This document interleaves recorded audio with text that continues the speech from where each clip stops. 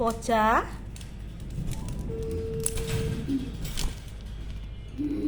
ময়না কেমন আছো?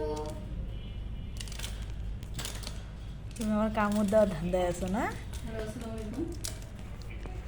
হ্যালো, হ্যাঁ, নিপার মা বলছেন? ময়না নিপা, বাসায় নাই?